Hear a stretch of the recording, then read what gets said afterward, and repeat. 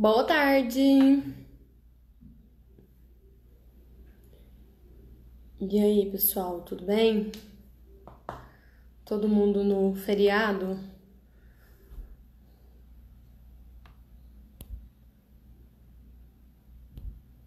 Vamos ter uma participação especial aqui, guardando o pessoal.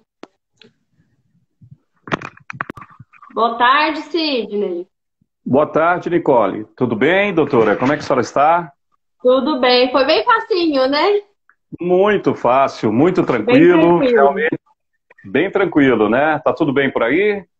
Tudo bem, graças a Deus. Feriado tranquilo? Bem tranquilo, só organizando algumas coisas, dando seguimento a outras. Deixa eu só colocar Correto. aqui Tá. embaixo. Vamos ajustar um pouquinho aqui, só tentar dar uma luminosidade melhor aqui também, que parece que está um pouco escuro. Só um minutinho, tá? Ok. Vamos lá, só um minutinho, por favor.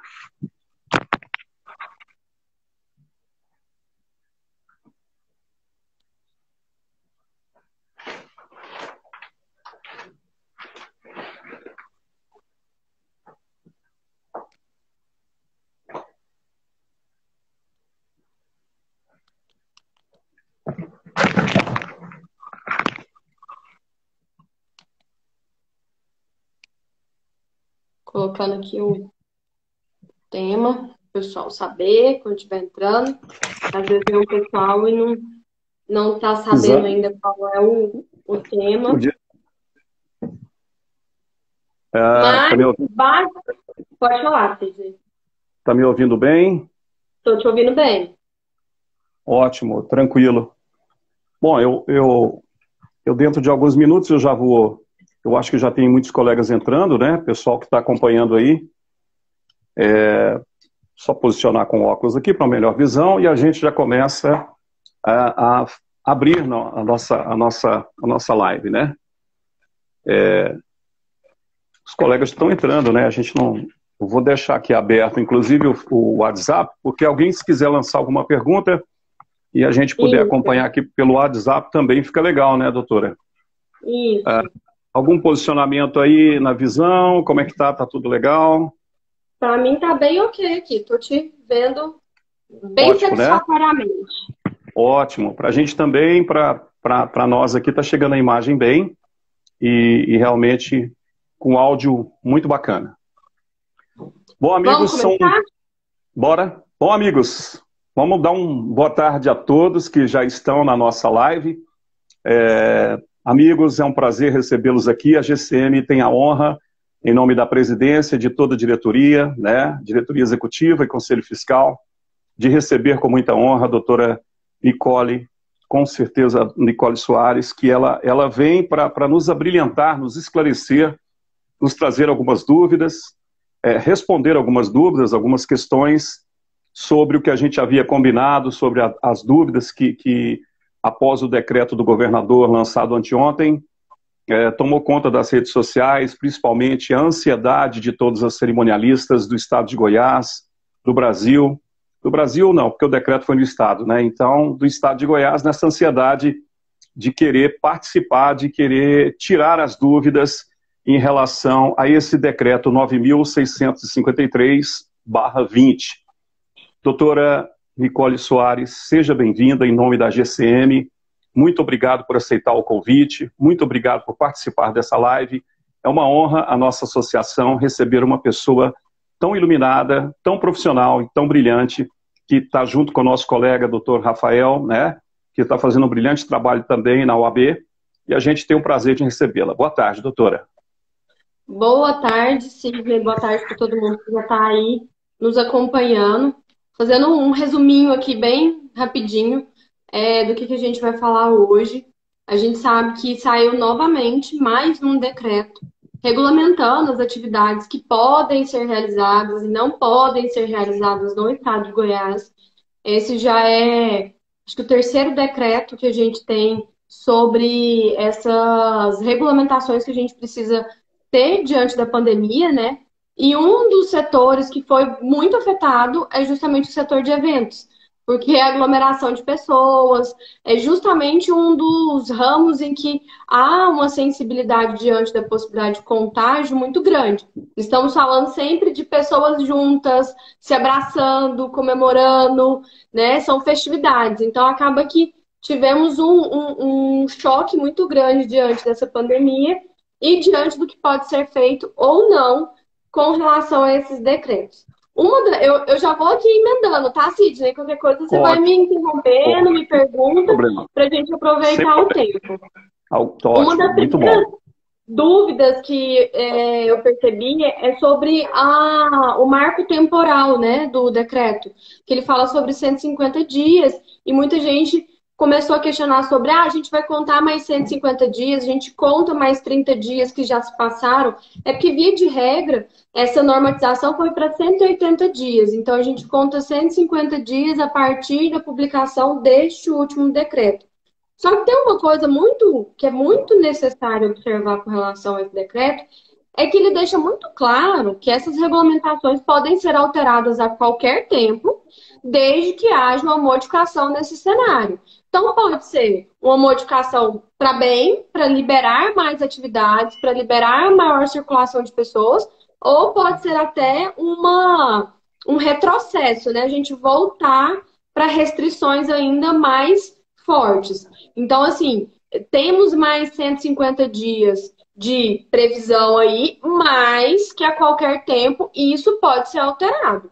Porque a gente a todo dia está vendo essa movimentação quanto a perceber se o contágio está aumentando, se está diminuindo, se está havendo uma modificação na forma como esse contágio está acontecendo.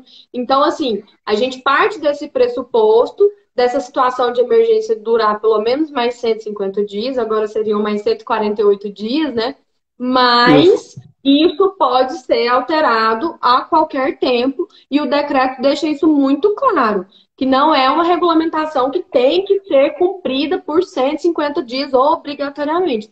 A gente torce para que isso possa ser alterado o mais rápido possível, né? Mas também precisamos entender que o governo precisa de uma margem para conseguir atuar com segurança. Então, pode ser alterado a qualquer tempo, mas a gente passa a contar mais 150 dias da data em que foi publicado o decreto. Então, a gente conta 148 dias contando a partir de hoje, né? A gente está meio que numa contagem regressiva também, né? Esperando que tudo isso passe. É verdade, é verdade. Algumas perguntas, doutora, já vêm chegando para a gente aqui na nossa live desta tarde, de feriado, falando sobre o decreto 9.653/20, que ela vem da nossa colega Ana Paula, de Goianésia, cerimonialista. Ela faz uma pergunta muito que direta, e a gente já leva também para que a senhora possa responder com toda a transparência. Quando podemos voltar aos eventos, doutora? Quando o governo autorizar. Porque uma das questões sobre esse decreto que fica muito clara, lá no artigo 3º, ele fala o seguinte: ficam também suspensos todos os eventos públicos e privados de quaisquer natureza, inclusive reuniões em áreas comuns de condomínios, utilização de churrasqueiras, quadras poliesportivas e piscinas. Então, quando ele fala todos os eventos públicos e privados de quaisquer natureza, ele suspende a realização de qualquer tipo de evento. Então, assim, a gente só pode falar que quando a gente vai poder voltar a fazer eventos, quando houver uma modificação nessa previsão. Como vai acontecer essa modificação, não tem como a gente prever. A gente pode fazer alguns exercícios de imaginação no sentido de que eventos menores podem eventualmente ser liberados primeiros, eventos ao ar livre, e aí a gente tem que esperar, porque não dá para a gente prever. Então, assim, a única resposta com segurança que eu posso dar, com base no que a gente tem de decreto, é assim que a gente tiver uma outra legislação que autorize a realização dos eventos. Porque com o decreto fica muito, muito, muito claro que fica suspenso a realização dos eventos. Então, a gente precisa aguardar. Isso quer dizer que esse próximo decreto só vai sair daqui 150 dias? Não. Porque a gente, inclusive, tem visto que os decretos estão saindo com um lapso temporal menor. Mas a gente precisa esperar que saia uma nova regulamentação para a gente poder falar, olha, pode fazer evento. Porque nesse momento não pode fazer evento. É essa a grande questão. Esse decreto por si só, ele acabou gerando uma certa expectativa por conta da liberação dos cultos, né? Liberou-se a realização de cultos. A gente fala cultos porque pode ser cerimônias em igrejas, etc. Cada religião chama de uma determinada forma, né? Católico chama de missa, outras religiões podem chamar de culto e etc. Mas são aglomerações, vamos dizer, com finalidade de culto religioso. O decreto veio abrindo um certo espaço para esse tipo de realização, mas, ao mesmo tempo, ele coloca uma série de obrigatoriedades que acabam sendo impeditivos para eventos. Por exemplo, o uso de máscara. Né? Como que você imagina um casamento, vai tirar as fotos, né? Porque uma das coisas... Eu já fui noiva, eu já até falei isso para você, claro, né? Já fui noiva, não sou uma noiva tão antiga, casei em 2017, então ainda tá fresquinho na memória aqui, claro, como que era a organização do evento e tudo mais. Então, assim, uma das coisas que a gente mais quer são as fotos, fotos bonitas e etc. É impossível você pensar no meio do momento lá, você fala para todo mundo, olha, tira a máscara que a gente vai fazer foto. É assim, é inviável, né? E ao mesmo tempo, quem que vai querer fazer a cerimônia de casamento sem poder tirar foto? Ou tirando foto de todo mundo de máscara? Se alguém, né, fosse se interessar ainda assim por realizar uma cerimônia dessa forma, ainda assim você tem outras regulamentações, porque mesmo dentro do culto, lembrando que eu estou chamando de culto qualquer situação, missa e etc., você tem que respeitar um afastamento mínimo de 2 metros. Então, se você fosse chamar muita gente, qual é o tamanho do espaço que você vai precisar para colocar as pessoas todas afastadas de 2 metros? Festa, então, como que a gente vai imaginar uma festa, né? Sem dançar, sem abraçar as pessoas, etc. Eu não sei se a gente vai conseguir desenvolver uma nova maneira de festejar. Mas eu ainda estou pensando nas festas no nosso modelo tradicional, né? Porque imagina você, o cerimonialista vai ter que ficar o tempo todo falando para as pessoas, olha, não pode abraçar, olha, não pode se aproximar. É meio surreal. Constrangedor, constrangedor, né? Fica muito chato. É muito chato, né? Às vezes um evento muito formal, seja uma coisa menos sentimental do que um casamento, aniversário de 15 anos, uma formatura, talvez a gente pudesse imaginar algo assim. Mas esses eventos que dizem muito respeito às nossas comemorações, os nossos marcos temporais na vida, é muito complicado imaginar isso, né? Que você vai fazer um evento sem abraço, sem foto do rosto para as pessoas. Então, acaba sendo muito complicado imaginar fazer eventos nesse cenário. Ótimo, ótimo. Eu vou fazer o questionamento aqui. A Sandra pediu para que a gente salvasse a live, professora. Eu acho que, doutora, melhor dizendo, eu acho que no finalzinho aí a gente vai disponibilizar... Ela fica salva por 24 horas e depois eu vou ver se eu salvo aqui. Coloco no meu canal do YouTube, que aí o pessoal consegue assistir a hora que ficar melhor para eles. Claro, claro que sim. Doutora Nicole, responde essa pergunta aqui para a nossa colega Nádia, de São Luís dos Montes Belos. Ela faz a seguinte pergunta: e quando a noiva quer casar de qualquer jeito, mesmo sabendo que esse decreto está sério, como que situação fica a cerimonialista na pressão do governo? O governo, de repente, determinou a lei, 150 dias, estamos contando hoje, já cai para 148 dias, a contagem é regressiva para que todos os cerimonialistas voltem às suas atividades realmente, pelo menos normais, assim, né, entre aspas, porque realmente a situação ela é delicada por todo o país, por todo o mundo, mas a gente está aqui na contagem regressiva desses 148 dias, mas uma colega nossa de São Luís dos Montes Belos, a Nádia, faz a pergunta: quando a noiva quer casar de qualquer jeito, ela quer que dê um jeito, que a gente quer casar, não quer saber do decreto, já está com tudo pronto. Eu não sei que situação difícil a cerimonialista fica nessa ocasião? Olha, Como é que faz? inclusive São Luís dos Montes Belos é uma das cidades que está no decreto sobre a liberação da realização dos cultos, né? Então, Sim. o decreto fala especificamente sobre a realização desses cultos. Não fala sobre a realização de festividades. Então, assim, primeiro, sendo cerimonialista ou sendo qualquer prestador de serviços que vai atuar nesses eventos, acho que é muito, muito, muito, muito indicado que esse noivo, essa noiva, o contratante, assine um documento se responsabilizando, e isso tem sido feito muito em eventos fúnebres, porque a gente sabe que tem uma regulamentação para esse momento em que não pode haver aglomeração de pessoas e não pode haver a permanência por um tempo muito estendido. E ainda assim, algumas famílias acabam quebrando essa regulamentação e as empresas do ramo fazem um termo informando, olha, é de estrita responsabilidade de vocês que são maiores, capazes, essa aglomeração de pessoas, eu não vou deixar funcionários meus aqui, porque, inclusive, gente, a grande preocupação nesse sentido é do contágio. E aí a gente tem até a possibilidade de um reflexo de responsabilidade, porque imagina se um colaborador das nossas empresas, vamos dizer que eu sou um buffet, e aí um colaborador da minha empresa acaba tendo contágio em um desses eventos nesse momento. O desenrolar da responsabilidade jurídica, ele é muito extenso, porque a gente está falando, inclusive, da possibilidade de uma responsabilidade trabalhista nisso aí. Então, a gente tem que pensar sempre nisso.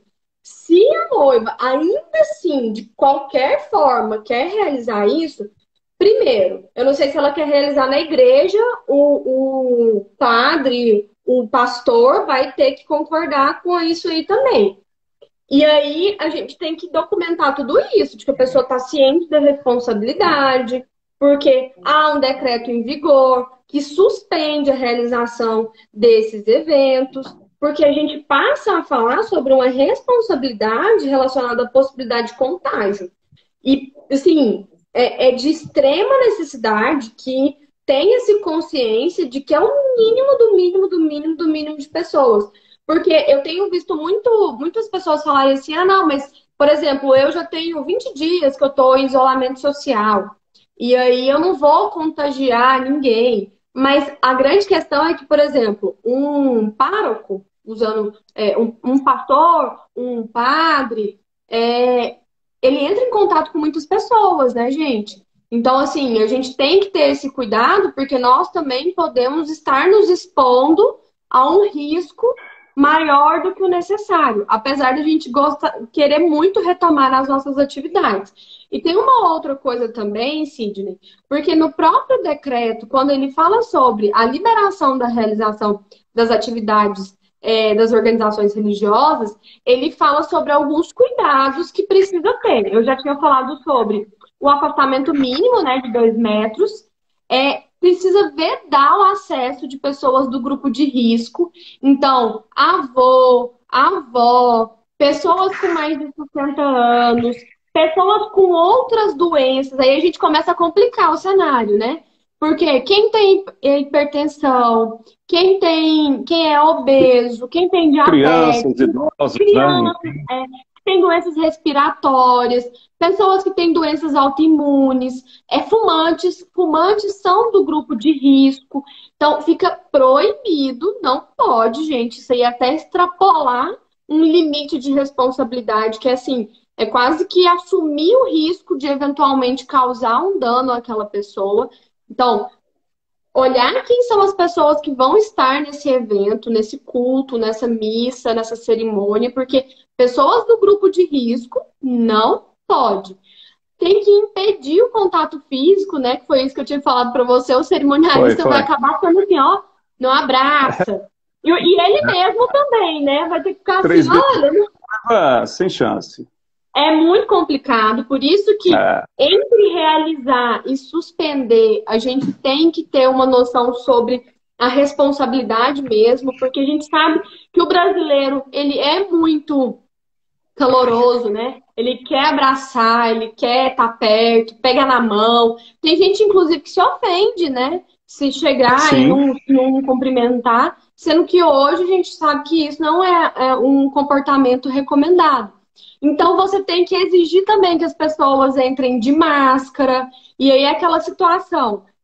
Vai que chega alguém sem máscara, como é que você vai fazer? Você vai precisar estar com um número de máscaras, eventualmente, para garantir que todo mundo esteja utilizando máscaras. Então, quando você vai fornecer assim, a recomendação é que seja descartável, mas descartável é difícil, porque já não está encontrando no mercado. E recomenda-se que o uso das máscaras descartáveis seja destinado apenas para os profissionais, justamente por essa dificuldade.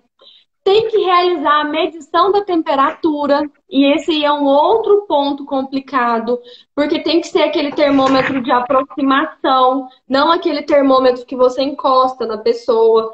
E aí, assim, já é um equipamento também que está em falta no mercado. Agora você imagina todo mundo chegando na cerimônia e você medindo a temperatura tem de que todo medir a mundo. Aí chega temperatura de... alguém com a temperatura elevada, você fala, não, ó, você não.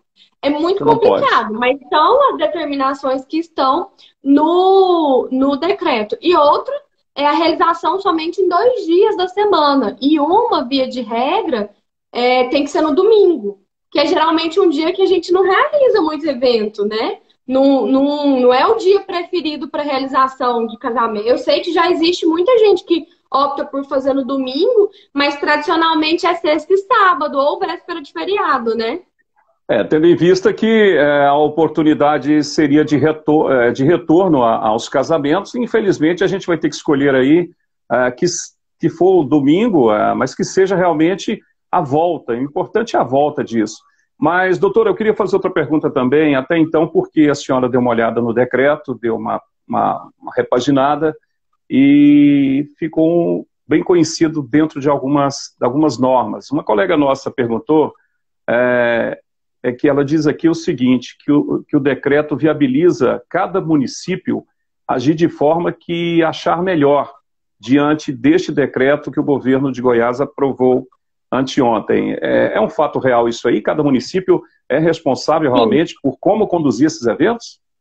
Na verdade, não os eventos. Ele é responsável por conduzir essa suspensão, liberação, autorização de toda a dinâmica municipal. É o artigo 4º do decreto. Ele fala o que os municípios, nos exercícios da sua competência concorrente, desde que fundamentada em nota técnica e autoridade sanitária local, que ele pode ampliar ou reduzir essas suspensões. Então, sim, cada município, baseado na sua estrutura, ele tem que fundamentar isso, ele pode autorizar ou restringir mais essas liberações diante do que ele entende seguro para sua realidade. Era até algo que eu ia complementar, porque a gente tem alguns municípios que ficaram liberados para essas eventualidades das organizações religiosas. Eu vou até elencar aqui: Goiânia, Anápolis, Goianésia, Pires do Rio, Professor Jamil, Rialma, Ceres, Rio Verde, São Luís dos Montes Belos, Itumbiara, Jataí, Águas Lindas, Cidade Ocidental, Cristalina, Formosa, Lusiânia, Novo Gama, Santo Antônio do Descoberto e Valparaíso estão elencados no decreto para realizar eles chamam de atividades de organizações religiosas, dentre todas aquelas regulamentações que eu acabei de te falar: medição de temperatura, afastamento de 2 metros, máscara. Esses eventos 2 vezes por semana, via de regra, em um domingo. Mas sim, o decreto abre essa janela para cada município autorizar ou restringir as suas atividades. Aí a gente vai ter que olhar regulamentação de município por município. Porque qual que é a fundamentação disso? Existem municípios que podem não ter sequer nenhum caso, né, da Covid-19. Só que a gente também tem que ter uma certa cautela para não sair todo mundo correndo para um determinado município e depois esse município se torna um foco de contágio, porque isso acaba acontecendo. Mas eu sei que tem colegas cerimonialistas que já atuam no interior e já têm seus contratos lá, então eles precisam verificar os decretos municipais para saber se estão suspensos ou se já voltaram à normalidade a questão da realização dos eventos. Mas é sempre muito prudente, de toda forma, seguir essas recomendações de pouca gente, não ter grupo de risco, tentar ao máximo evitar a possibilidade de qualquer tipo de contágio. Mas é isso mesmo, ela está correta, a colega que fez a pergunta. O decreto, ele abriu essa possibilidade. Na verdade, gente, não foi nem o decreto. Foi um entendimento do STF sobre qual era a autonomia de municípios, estados e as unidades da federação, né, e o governo federal, para poder delimitar sobre as suas suspensões. Porque, por exemplo, a gente tem São Paulo, que é um município gigantesco. E ao passo que a gente tem, sei lá, municípios pequenininhos, com 4.000, 5.000, 6.000 habitantes. O que vale para São Paulo não necessariamente vai valer para esse outro município de 4.000, 5.000 habitantes. Por isso que acabou tendo essa flexibilização, para que cada município possa, de uma forma segura, baseada em nota técnica e na avaliação da sua autoridade sanitária, flexibilizar ou endurecer essas suspensões e essas autorizações. Correto. Perfeito. Tem uma colega que também mandou uma pergunta. Estão pedindo para os clientes esperarem a orientação de seus assessores de cerimonial, pois tem fotógrafo ligando e dizendo que as noivas de agosto estão querendo mudar a data. São perguntas aqui que às vezes é só para a gente meditar em relação à situação. Tem outra aqui, 150 dias tem algo a ver com a suspensão das atividades ou é apenas um processo administrativo do Estado? Aqui tem uma outra. Só emendando essa questão de 150 dias que a gente já havia falado no início, mas sobre a Maraísa pergunta aqui se esses 150 dias não seriam contados lá do dia 2/3. Na verdade, são 180 dias, e aí a gente já contou 30 dias. Por isso que a gente está falando em 150 dias contados a partir da edição desse último decreto. Então, a gente conta, de fato, 150 dias, até brinquei aqui com o Sidney, que são 148 dias, né? A gente está na contagem regressiva com certeza, a partir da edição desse decreto. Mas vou lembrar novamente que não necessariamente a gente vai ter que cumprir esses 150 ou só os 150. Tudo vai depender de como caminhar a questão do contágio, a nossa estrutura de sistema de saúde, se comporta, não comporta. Então, com certeza, com o passar das semanas, o governo do estado, o governo dos municípios também, né, municípios que têm uma população maior, vão começar, já estão se movimentando, né, para editar normativas que atendam à necessidade da sua população. Porque, como eu tinha acabado de falar, um município como Goiânia tem necessidades diferentes de um município como Rio Verde. Já um outro município no interior, Senador Canedo, que nem é tão interior, porque está muito perto da região metropolitana, mas, por exemplo, em Umas, vai ter uma necessidade diferente de um município como Anápolis. Então, a gente vai ter que acompanhar essas modificações com bastante cautela para a gente poder entender o que pode ser feito e o que não pode ser feito. Tá certo, então. Quero abraçar aqui o Clodoaldo. Alô, meu amigo Clodoaldo, mandando sua mensagem aí. Ele escreveu aqui, Clodoaldo Marques, que fotografou um casamento ontem. Tinha 17 pessoas no total, com padres e equipe de trabalho. Só estava um fotógrafo e um videomaker, né? Uma cerimonialista, que bacana. Então, teve uma equipe aí mínima que conseguiu fazer com que um casamento fosse realizado dentro realmente de uma prerrogativa bem redondinha das normas técnicas do governo do Estado, do Ministério da Saúde e da Secretaria de Saúde do Estado. Então, acho que realmente... Pois não, com a palavra. Sabe o que eu estava pensando hoje? É que a gente tem uma dificuldade muito grande com relação à lista de convidados. Eu repito, eu fui noiva, eu sei.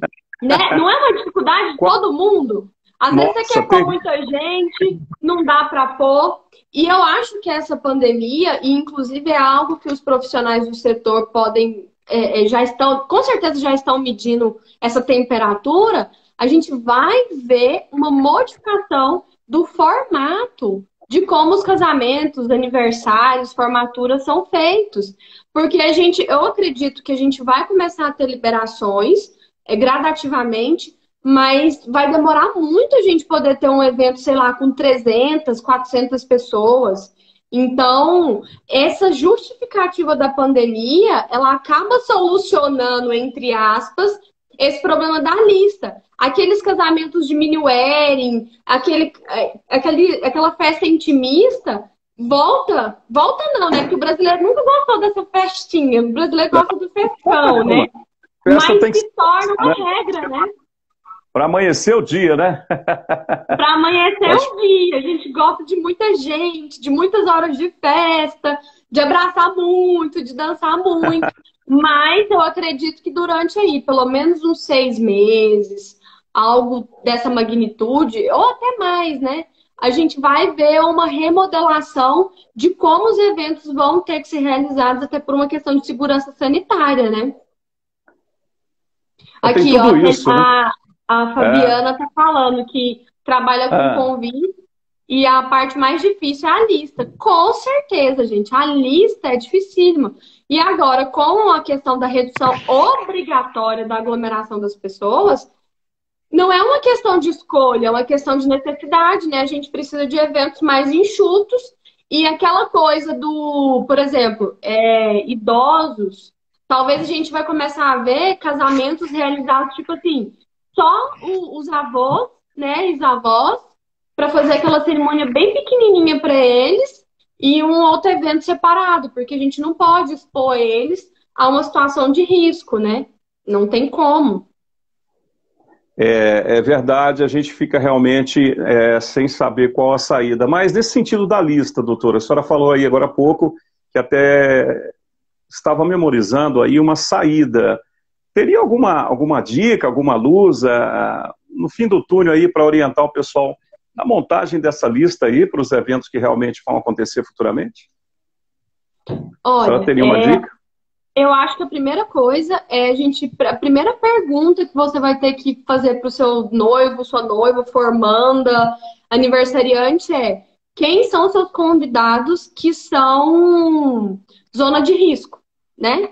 A primeira Ah, coisa que a pessoa vai ter que fazer é pensar nas pessoas que são maiores de 60 anos, que têm outras doenças, crianças. Por quê? Porque, inclusive, a depender do formato do evento, ele vai ter que ficar ciente de que essas pessoas não podem estar no evento, né? E é muito difícil, vocês como cerimonialistas sabem disso, porque tem muita noiva que, tipo, o sonho é a avó entrar com uma imagem de uma foto, um terço, alguma coisa do tipo. E nesse momento, está suspenso. Nem nas atividades das organizações religiosas, gente, nem para uma missa, para um culto, você não pode deixar o grupo de risco participar daquele evento, né? Justamente porque eles são grupo de risco. E a gente sabe que tem muita gente do grupo de risco que é teimoso, que quer participar, né? E é, lembrando que o grupo de risco não são só pessoas idosas, pessoas jovens, mas que são fumantes, hipertensas, têm obesidade, diabéticos. Então, eu acho que a primeira pergunta é: quem são os seus convidados que são um grupo de risco? Você vai ter que tomar uma decisão. Você vai querer realizar o evento de que forma? Porque essas pessoas, por exemplo, na igreja mesmo, a própria igreja pode proibir. Se você convidar, pode ser que na hora que chega lá na porta da igreja fala: olha, não, segundo o decreto, não tenho autorização para pessoas do grupo de risco participar das celebrações. E tá no decreto. Não tem como falar, mas isso é um absurdo. Não, gente. É sempre entender que nesse momento a gente está vivendo um momento social em que preservar a saúde coletiva acaba se sobrepondo a algumas garantias individuais. Que é justamente por quê? Porque uma pessoa pode eventualmente ser responsável pelo contágio de várias pessoas. Então, é sobre a lista. Acho que essa é a primeira pergunta. Antes a primeira pergunta era quantos convidados, né, Sidney? Quantos convidados? A pergunta quantos chegou convidados? Aí você já muda. Agora a gente tem, já tem que pensar. Mais uma coisa. Então, acho que essa é a primeira pergunta. Segundo, aquela dinâmica, talvez, de você falou assim, é festa para amanhecer o dia.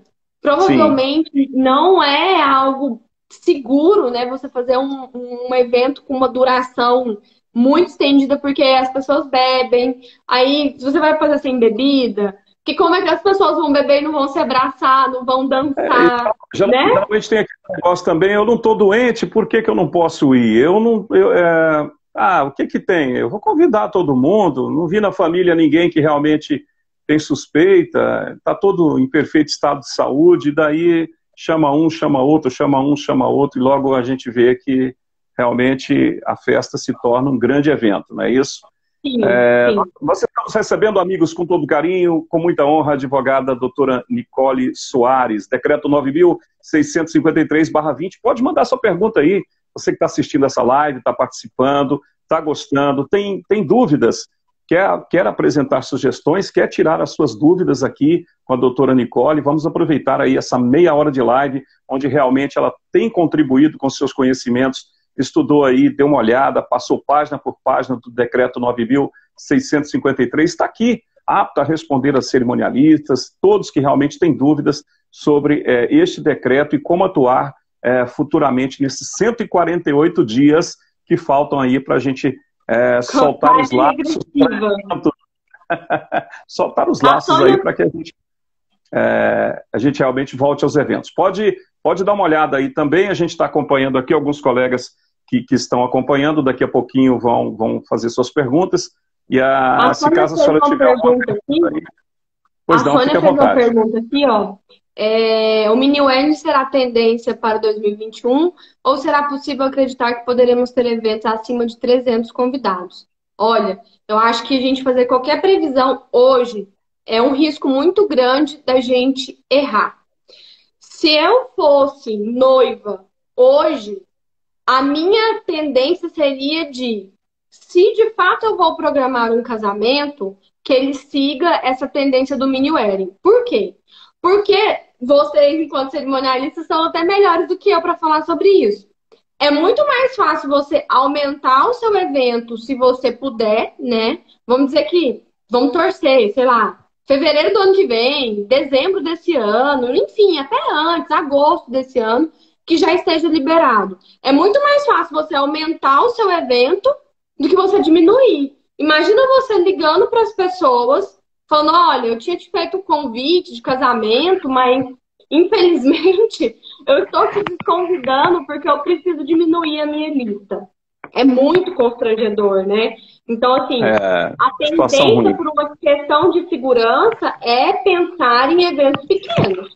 Agora, quando a gente começar a entender como é que vai funcionar essa dinâmica, a gente já tem alguns países do mundo, a Alemanha já voltou a começar atividades normais no dia a dia. É um exemplo, né, para o mundo todo de como a gente vai poder voltar à nossa rotina cotidiana de uma maneira mais normal. Então, eu acredito aí que nos próximos 2 meses, eu sei que é muito difícil a gente ter essa resiliência, porque, olha, você vê, 2 meses são quantos eventos, né, a gente deixa de realizar. Mas acredito que nos próximos 2 meses a gente vai ter uma segurança maior de entender como que a gente vai poder estruturar os próximos eventos para o próximo ano e etc. Mas, partir do pressuposto de que a gente precisa fazer um evento pequeno para só então aumentar, se for possível, é até muito mais seguro contratualmente, né? Dá mais segurança até para o próprio prestador de serviço que está envolvido naquele evento. Porque depois, para você diminuir, pode ser, inclusive, que você tenha que fazer devolução de valores, tem que diminuir toda uma estrutura daquele evento, e aí a dor de cabeça é muito maior. Doutor Rafael Lara, nosso muito obrigado, está acompanhando a nossa live, escreveu aqui, excelente live, nosso muito obrigado, doutor Rafael, pelo carinho. Doutora Nicole, alguma pergunta a mais aí, chegando no seu sistema? Aqui nós temos colegas... Do Adeilton, pode falar. tem um colega pedindo para entrar aqui, uma oportunidade, estou tentando entrar, gostaria que me liberasse solicitação. Mas é porque a gente só consegue ficar 2 pessoas aqui, senão eu não, aí a gente não consegue. Não, eu acho que ele não está conseguindo entrar no sistema para acompanhar. Ele está tentando, mandando aqui pelo WhatsApp, mas ele não está conseguindo. Eu expliquei bem para ele aqui. Se ele entrar tanto se ele entrar no Instagram da GCM, como se ele entrar no meu, ele vai encontrar o íconezinho da live. Sim, claro, Tem ele vai encontrar. uma pergunta aqui do Adenilton sobre buffet, que ele fala, somos da área de buffet, as noivas estão sempre com medo de fechar contrato. O que podemos fazer para passar uma alta confiança para que elas se sintam mais seguras para fecharem conosco? Eu acho que uma das grandes questões e isso os contratos, gente, eles permitem. Muitas vezes a gente usa o contrato como se fosse uma ferramenta muito engessada, mas contrato é algo que ele pode ser adequado desde que haja boa-fé e equilíbrio contratual. Então, assim, uma das opções que eu visualizo nesse momento é o fechamento de contratos em que fique, de fato, aberto. Aí tem que ser uma coisa conversada e tem que ficar satisfatório para ambas as partes. Que fique aberto a data. E aí você fala assim, mas como que eu vou deixar a data aberta? Você pode colocar que em 45 dias antes do evento deve haver a confirmação da data. Então, são mecanismos que você pode ir criando para que você continue fechando contratos e que você consiga executá-los lá na frente. Então, você criar esses mecanismos para que facilite o fechamento do contrato para o prestador de serviço e dê segurança para o contratante é muito necessário nesse momento. Tem muitas empresas de turismo que já estão fazendo dessa forma. Por exemplo, eu estava acompanhando uma amiga comprando um pacote de viagens, ela comprou um pacote de viagens para o ano que vem, tem gente que fala assim, mas você tá doido, como é que você compra? Não, gente, inclusive existem vantagens de se comprar agora, né? A gente está com preços convidativos. Mas qual que era o grande ajuste nessa compra? Ela tem um período de 60 dias entre março e novembro do ano que vem, em que ela tem que confirmar qual é a data que ela vai viajar. Então, com 60 dias de antecedência, ela avisa qual é a data que ela vai viajar, sendo que ela já comprou esse pacote agora. Isso pode ser aplicado aos eventos. A única coisa que eu chamo a atenção do prestador de serviço é isso tem que estar muito bem documentado e muito bem conversado, para não ficar aquela história do mas eu não tinha entendido assim, eu não sabia que era assim. Agora, a pergunta aqui que chegou. E quando a cerimonial já tem 60 anos? Espera aí, vamos falar disso também.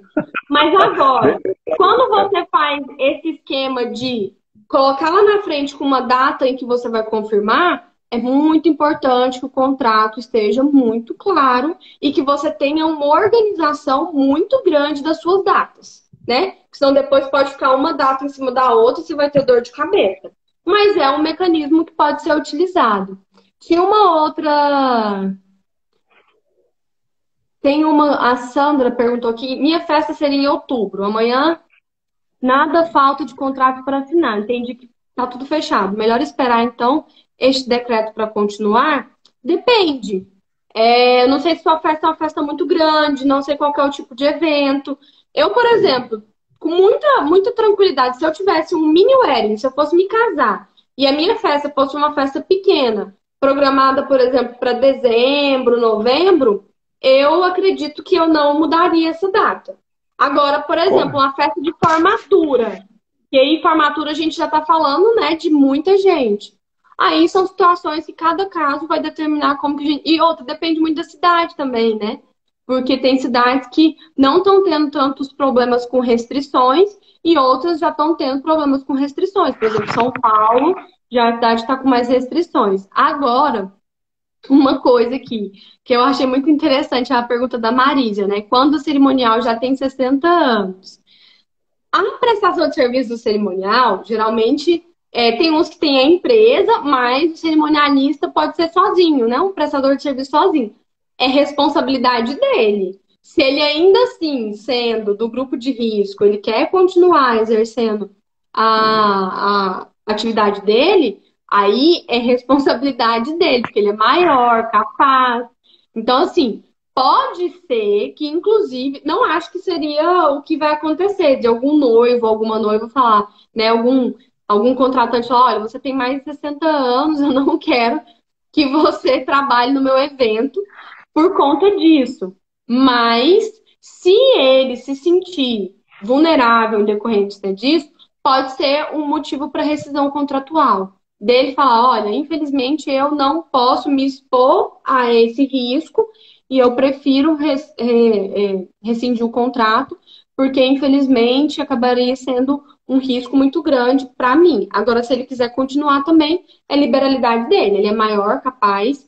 Aí são, olha para você ver como são cenários diversos que muitas vezes a gente nem tem em mente, mas pode acontecer. O próprio cerimonialista pode ser uma pessoa do grupo de risco, né? Claro, inclusive ficou, né, está ficando muito bem explicado pela senhora que praticamente as responsabilidades perante os eventos, todos eles devem ser feitos com muita responsabilidade mediante a um documento, a um contrato, onde realmente o cerimonialista e a pessoa que contratou o serviço, ambos realmente possam ter ciência da responsabilidade, um termo ser assinado por quem contratou, para que isso não traga danos algum ao cerimonialista. Então, tudo é documentado, tudo realmente tem que ser bem pensado. Não é essa questão, como a gente citou agora há pouco, a noiva quer porque quer que tenha que fazer e ela não quer mudar porque os parentes dela realmente não têm problema de saúde, já está tudo marcado, tudo acertado, e esse problema realmente gerar uma confusão.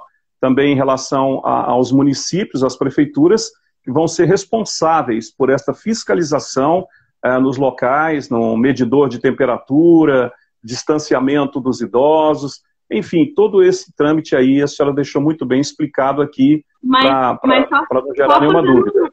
Uma correçãozinha, filho. Não é o município que é responsável por isso, tá? Quem é responsável é quem está realizando essas atividades. No caso, por exemplo, o decreto fala das atividades de organizações religiosas. Então, quem tem que providenciar máscara, termômetro, álcool em gel para higienizar as mãos, o distanciamento, é quem está promovendo esse evento. Então, então é quem está promovendo, porque eu tinha recebido uma mensagem aqui, inclusive de uma colega de Anápolis, que ela citou que, num áudio, a gente estava ouvindo aqui dentro do WhatsApp da GCM, que ela fala, amiga, eu recebi uma orientação e tal, que o município tem que ajudar a fiscalizar e é o responsável por liberar o evento. Então, daí que nasceu a minha ideia de achar que o município tinha essa participação, essa contribuição ao fiscalizar o evento e dar um alvará de liberação para que a pessoa possa realizar. Um alvará que realmente não pode fazer o evento sem problema algum. Não essa questão da fiscalização, ela pode inclusive acontecer e é algo que tem que ser observado, porque, por exemplo, vamos dizer que a noiva insiste em fazer o evento, o celebrante autoriza, chega lá na hora, não tem máscara, não tem álcool em gel, tem um número muito grande de pessoas e aí não tem o distanciamento de 2 metros, ou seja, não está obedecendo às regras. Esse evento, inclusive, pode ser embargado, né? Porque ele representa risco de contágio. Então, essa fiscalização é uma situação. Agora, o fornecimento dessa estrutura para que aconteça é de responsabilidade da organização religiosa. Ou seja, se o padre, estou usando o exemplo do padre, mas pode ser um pastor, já falei aqui algumas vezes, ele autorizar a realizar esse evento, provavelmente ele vai exigir de quem está querendo fazer que providencie tudo isso, né? Porque imagina se a igreja, o templo, cada um tem uma denominação, for ficar responsável por todos. A gente sabe que hoje em dia, para se casar, boa parte das igrejas, etc., elas inclusive cobram um valor para custear a despesa, limpeza e etc. Numa situação como essa, eles com certeza vão colocar essa responsabilidade em quem está realizando o evento. Então, assim, o município ele tem a responsabilidade de fiscalização, não de fornecimento. Porque entende que não é um evento promovido pelo ente público. é um evento que está sendo promovido por um ente privado, então a responsabilidade acaba de quem está sendo promovendo, tá? Quem está promovendo aquele evento. Ótimo, ótimo, ótimo, ótimo. Queridos, estamos aqui já com 51 minutos de live, recebendo com muita honra a advogada doutora Nicole Soares, respondendo sobre o decreto 9.653/20. Você que está assistindo aí, acompanhando, mande a sua pergunta, apresente a sua ideia aqui para que a gente possa debater, realmente para a gente buscar fazer aí, enfim, trazer um melhor esclarecimento a todas as cerimonialistas, essa angústia que foi gerada ontem em todo o estado de Goiás após a publicação do diário, o decreto realmente do governador, que colocou 150 dias, e aí o pessoal realmente ficaram, né, sem saber o rumo. Então, agora a gente trouxe aqui a doutora Nicole, que muito bem está fazendo uma explanação maravilhosa, está tirando as dúvidas, não está ficando realmente nada para trás, e a gente deixa realmente aberto para que você possa também fazer sua colocação, trazer a sua sugestão e trazer a ela realmente o questionamento que você acha necessário para este momento tão difícil que atravessa os profissionais em eventos do estado de Goiás. Doutora, alguma observação a fazer? Tem uma pergunta aqui do Adeilton, que ele pergunta: e quando o evento é realizado em chácara, a responsabilidade dos EPIs é de quem? Aí, Adeilton, a gente primeiro, a gente está partindo do pressuposto que isso vai ser realizado em algum município que está autorizando a realização desses eventos. Porque, via de regra, o decreto fala sobre a suspensão de qualquer tipo de evento público e privado, de qualquer natureza. Se algum município estiver autorizando e esse evento for ser realizado em uma chácara, existem responsabilidades separadas para cada situação. Por exemplo, o buffet. Se o buffet tem seus colaboradores, eu entendo que a responsabilidade de fornecer os EPIs do pessoal do buffet é do seu proprietário. Agora, se houver um ajuste com quem está realizando e ele fica comprometido a fornecer aquilo ali, aí já é um compromisso dele. Mas, para quem tem colaborador, lembrem-se sempre que existe uma responsabilidade trabalhista nos casos de contratos via CLT, que precisa ser observada, né? Que aí é uma outra situação. É todo mundo prestador de serviço, é todo mundo contratado. Não é CLT. Aí a gente vai ter que observar o que diz o contrato. Naquela prestação de serviço, vocês ajustaram? Quem é que vai fornecer isso? E não é porque eu até brinco que isolamento social, gente, não é pegar um monte de gente e ir para um lugar isolado. Porque muitas vezes a gente tem essa sensação, né? Não, se a gente for para um lugar longe, onde não tem muita gente, a gente está isolado. Mas não é. Quando você aglomera pessoas, você já não está falando mais de isolamento social. Tem uma última perguntazinha aqui da Fabiana, que ela fala: minha preocupação e angústia é ver algumas noivas minhas que iriam casar em outubro adiar. Bom, eu entendo essa angústia, eu com certeza estaria angustiada também, mas talvez diante do porte dos eventos seja muito mais seguro de fato adiar, né? Porque como a gente falou, eu tenho as minhas dúvidas sobre aglomeração de muita gente nos próximos 6 meses aí ainda. Mas, de toda forma, o que a gente pode fazer é estabelecer contratualmente regras entre as partes que fique ok para ambas as partes, né? Porque, como a gente já tinha falado, o contrato ele tem que ter equilíbrio para ambas as partes. Ele não pode ser interessante só para uma das partes. Mas, infelizmente, eu sei que é algo que gera angústia, mas que nos próximos meses, espero aí que tô tentando ser bastante, assim, pensamento positivo, né?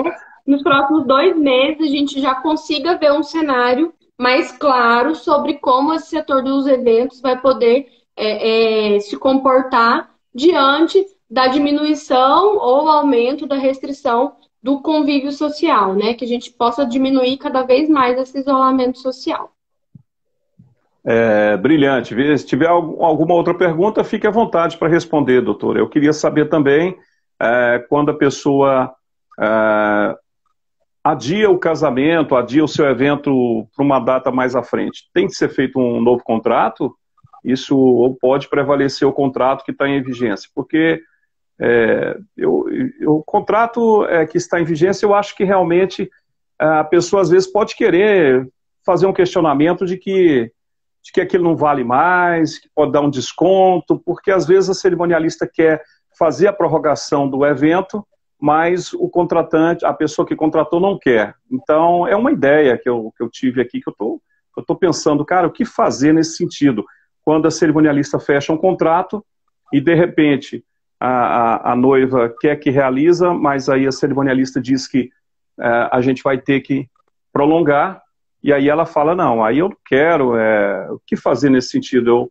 Eu vou querer que você me dá um desconto para poder jogar o casamento lá para o final do ano, meu casamento está programado agora, eu queria que fosse agora, enfim, tivesse meio que não batesse muitas ideias nesse sentido. Tem que se fazer um novo contrato, prevalece, ou apenas um acordo verbal?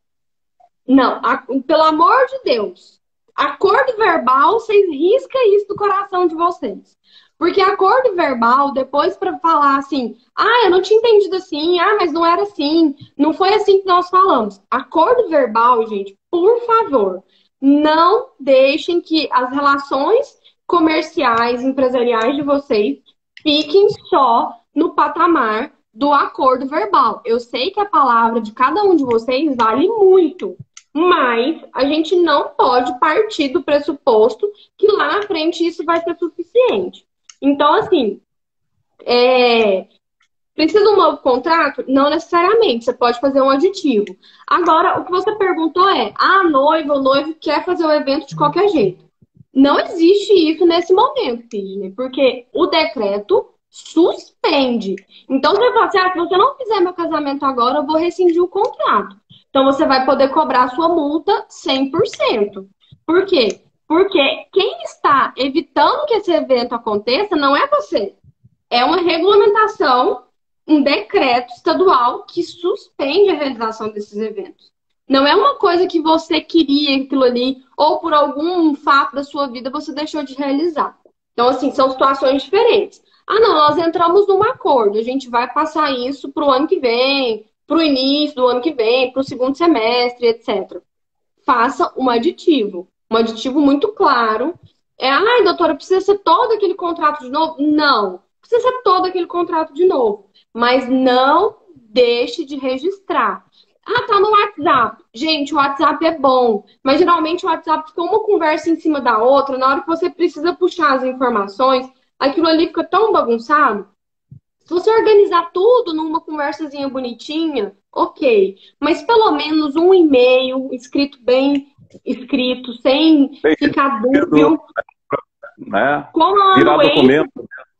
Isso, com a anuência da outra parte, mas o ideal mesmo é o aditivo assinado pelas duas partes, para depois não ter dúvida. Só para não deixar de responder, que a gente está com 58 minutos. Não, nós estamos tranquilos. Aqui, ela pergunta se eu acho que se eu já orienta a remarcar os casamentos a partir de setembro. Eu acho que vai depender muito dos seus noivos, das suas noivas, do seu porte de eventos. E a gente ainda assim, para setembro, nós estamos no mês 4. Setembro a gente ainda tem mais 4 meses, né? Não, 5 meses, né? 5 meses, isso. A gente pode ter uma mudança de cenário aí no próximo mês. Acho que vai muito da conversa, como você vai conseguir ter essa negociação com o seu noivo, com sua noiva, ou aniversariante, ou formando e etc. Vai depender muito de cada um e principalmente do porte do evento. Aí é uma análise que cada um tem que fazer. Eu falei dos 58 minutos, porque com 1 hora a gente cai. Então, a gente tem que finalizar aqui, Sidney. Então, a gente vai aproveitar então esse tempo para que a senhora possa fazer suas considerações finais, deixar os seus telefones de contato, e-mail, enfim, para onde as pessoas realmente possam direcionar as perguntas que caso venha acontecer. E dizer também que vai salvar as suas redes sociais para as pessoas acompanharem esta live lá dentro. Por gentileza, fique à vontade. De toda forma, esse conteúdo fica aqui 24 horas. Vamos tentar salvar ele para deixar no YouTube, algum lugar que fique mais fácil para vocês assistirem depois. Vocês me encontram aqui no Instagram. E o meu recado Gente, contrato é algo que ele precisa ser negociado, realinhado. A gente está num momento em que nós vamos precisar de bom senso e um pouco de calma, apesar da ansiedade. Então, a minha mensagem é essa: vamos respirar. Estamos vivendo um momento difícil, mas isso vai passar. Então, vamos tentar restabelecer equilíbrio e vai cair aqui, mas depois a gente conversa mais, tá bom? Muito obrigada, Sidney.